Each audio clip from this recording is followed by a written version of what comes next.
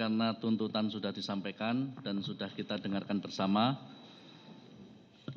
dan masing-masing sudah menerima ya, salinan tuntutannya, maka persidangan berikutnya giliran terdakwa dan penasihat hukumnya untuk mengajukan pledoi atau pembelaan. Untuk itu silahkan saudara terdakwa bermusyawarah dengan penasihat hukum. Apakah saudara mengajukan masing-masing atau menyerahkan kepada penasihat hukum saudara?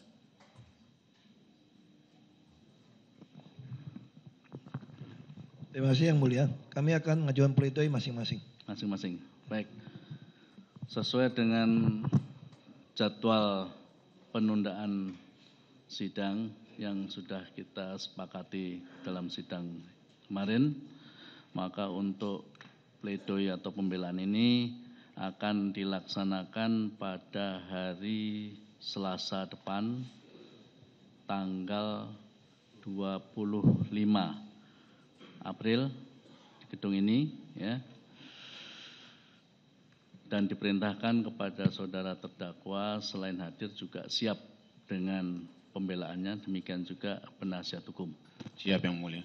Sebelum sidang ditutup, apakah ada yang akan disampaikan?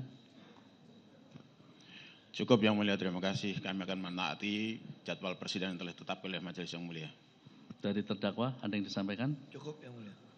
Dari penuntut umum tidak ada? Baik, untuk memberikan kesempatan terdakwa dan penasihat hukumnya, maka sidang akan kami tunda untuk pembelaan pada hari Selasa tanggal 25 April 2017. Diperintahkan kepada terdakwa untuk hadir dalam sidang yang akan datang tersebut. Sidang ditutup. Hadirin dimohon berdiri. Majelis Hakim akan meninggalkan ruangan persidangan. Sidang tuntutan yang berlangsung di lokasi sidang di auditorium Gedung Kementerian Pertanian. Kita langsung bergabung bersama dengan lokasi sidang. Tidak sebagaimana pemaknaan terdakwa, yaitu sebagai kepala agama atau imam kepala atau yang disebut ada pemimpin agama. Namun pengguna Al-Maidah 51 yang memaknakan kata aulia tidak sekedar pemimpin agama, melainkan juga pemimpin yang memiliki sifat-sifat sebagai wali, teman setia, pelindung, penolong, dan pengurus adalah seluruh umat Islam. Maka tuduhan terdakwa terhadap orang yang telah melakukan pembohongan, pembodohan, dan pemelesetan adalah umat Islam. Demikian pula orang Islam yang diajak bicara di Kepulauan Seribu oleh terdakwa diposisikan sebagai orang yang dibodohi dan dibohongi oleh Al-Maidah 51 yang pemaknaannya tidak sesuai dengan kehendak terdakwa. Analisa tersebut sejalan dengan pendapat dan sikap keagamaan Majelis Ulama Indonesia tanggal 11 Oktober 2016 pada angka 5, yaitu menyatakan bohong terhadap ulama yang menyampaikan dalil surat Al-Maidah 51 tentang larangan menjadikan non-muslim sebagai pemimpin adalah penghinaan terhadap ulama dan umat Islam. Bahwa yang dimaksud dengan golongan rakyat Indonesia dalam pasal 156 KUHP adalah setiap bagian dari penduduk Indonesia yang mempunyai perbedaan satu dengan atau beberapa bagian lainnya dari penduduk berdasarkan suku, daerah, agama, asal-usul, keturunan kebangsaan atau kedudukan menurut hukum ketatanegaraan. Namun pasal ini tidak mengatur agama apa saja yang diakui di Indonesia. Tentang agama apa saja yang dianut di Indonesia mengacu pada penjelasan pasal 1 Undang-Undang Nomor 1 PNPS tahun 1965 kalimat kedua yang menjelaskan bahwa agama-agama yang dipeluk penduduk di Indonesia ialah Islam, Kristen, Katolik, Hindu, Buddha, dan Konghucu atau Konfusius. Sehingga orang yang beragama Islam adalah termasuk golongan rakyat Indonesia, termasuk para ulama, para mubaligh, mubalighah, para ustadz, ustazah, para da'i, dan atau para khotib, dan juga orang-orang yang tergabung dalam kelompok yang menyampaikan isi ajaran Islam dalam Al-Quran.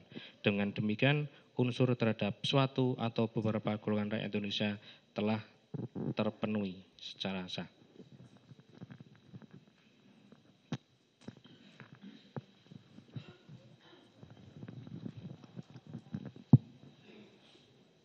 Romawi, kesimpulan dan tuntutan pidana. Majelis Hakim yang terhormat, tim penasihat hukum dan terdakwa yang kami hormati. 1. Kesimpulan.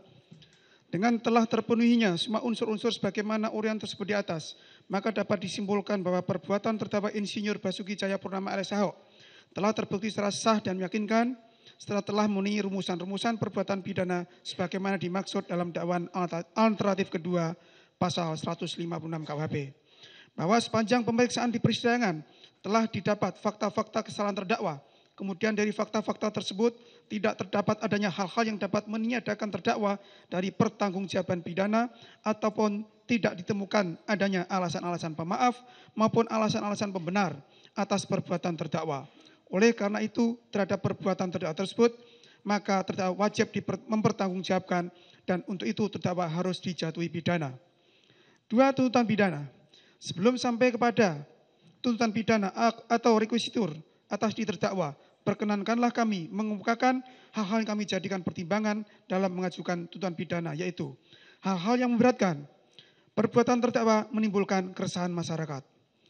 Perbuatan terdakwa dapat menimbulkan kesalahpahaman antar golongan rakyat di Indonesia. Hal-hal yang meringankan, terdakwa telah mengikuti proses hukum perkara ini dengan baik. Terdakwa bersikap sopan di persidangan.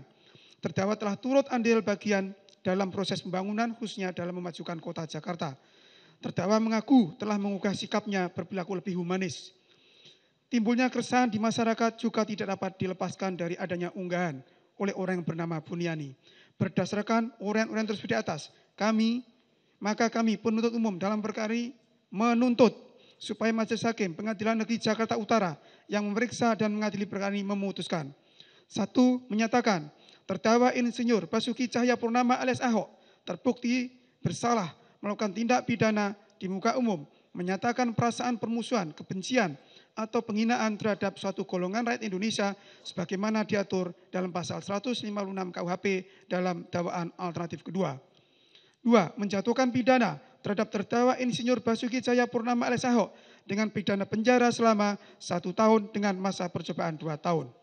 3. Menyatakan A. Barang bukti nomor 1 sampai dengan 11 dan nomor 13 tetap terlampir dan menjadi bagian yang tak terpisahkan dalam berkas perkara.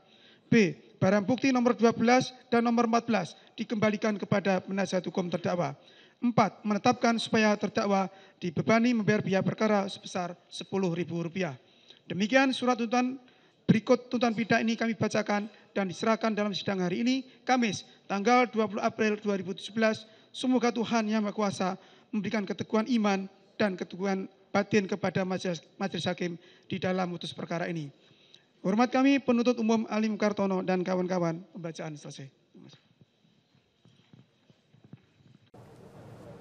Ya, betul sekali Robert Haryanto tadi sudah dibacakan tuntutan dari jaksa penuntut umum bahwa untuk pasal 156A untuk pasal yang menyatakan tentang penodaan agama atau penistaan agama, dalam hal ini Basuki Cahayapurnama sebagai terdakwa tidak bisa didakwa dengan pasal 156A, tapi kemudian bisa dilakukan dengan 156 karena 156 bukan penodaan terhadap agama tapi terhadap golongannya karena memang diatur dalam pasal 156 KUHP yang tadi sudah dijelaskan oleh Robert sendiri di studio. Dan memang jaksa penuntut umum menuntut 1 tahun pidana penjara dan juga 2 tahun percobaan. Nah, apa makna dari 1 tahun penjara dan 2 tahun percobaan itu, Pak Jamin? Apa maknanya dari tuntutan ini? 1 tahun pidana penjara dan 2 tahun percobaan.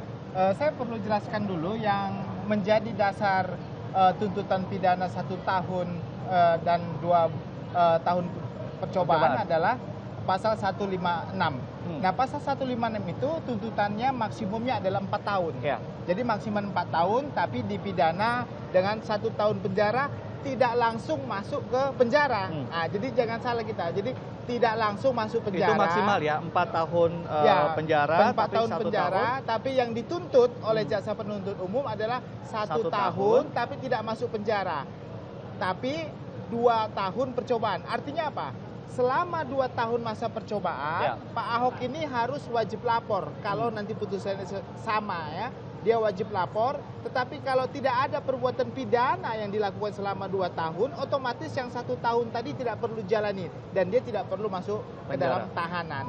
Nah, baik, itu adalah tuntutan yang kemudian tadi oleh jaksa penuntut umum. Ya. Nah, kalau jatuh-jatuhnya nanti misalnya dengan pledoi, lalu kemudian juga mungkin akan ada banding dan segala macam, biasanya jatuh-jatuhnya berapa sih, Pak Ya, Jami? begini, ini tidak ada dalam ketentuan hukum tertulis, tetapi dalam praktek pada umumnya hakim itu memutuskan tidak kurang dari 50% daripada tuntutan jaksa. Tidak kurang dari 50%. Dari tuntutan Artinya jaksa. jatuh-jatuhnya bisa 6 bulan ancaman penjara, 1 tahun percobaan. Ya. Nah, kalau itu jatuhnya sekian, seperti itu, artinya apa maknanya? Nah, begini, kenapa saya bilang tidak jauh 50%?